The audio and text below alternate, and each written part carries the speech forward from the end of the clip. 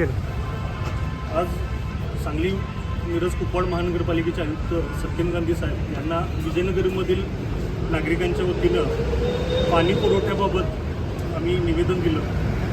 गेल्या कित्येक महिन्यापासून विजयनगर व आसपासच्या भागातील नागरिकांना पाण्याची एक भीषण समस्या भेडसावत आहे। स्वच्छ मुबलक व नियमित पाणी पुरवठा होत नाही आहे।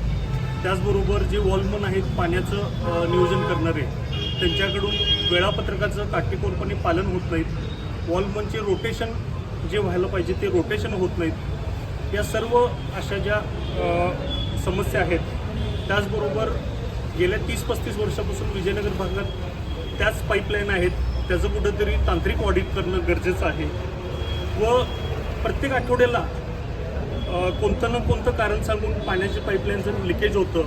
MIDC कडून मेंटेनन्सचं दर मंगळवारी बुधवारी कारण दिलं जातं। त्यामुळं आठवड्यातून मंगळवार व बुधवार हमखास विजयनगर भागात पाणी पुरवठा होत नाही।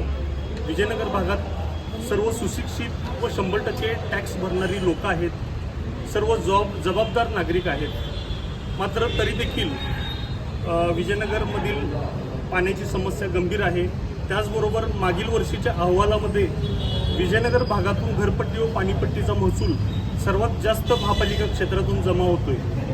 मात्र तरी देखील विजयनगर पाणी असेल, रस्ते असेल किंवा ड्रेनेज अशा मूलभूत सुविधांपासून वंचित आहे। त्यामुळं आम्ही नागरिकांच्या वतीनं आज आयुक्त साहेबांना भेटून निवेदन दिलेलं आहे व त्यांना कार्यवाही पुढील करावी अशी आम्ही विनंती देखील केलेली आहे व येत्या 15-20 दिवसात कार्यवाही जर झाली नाही तर पुन्हा आम्ही त्यांना स्मरणपत्र देऊन मोठं जन आंदोलन उभा करू असा इशारा देखील आयुक्तांना आम्ही दिलेला आहे।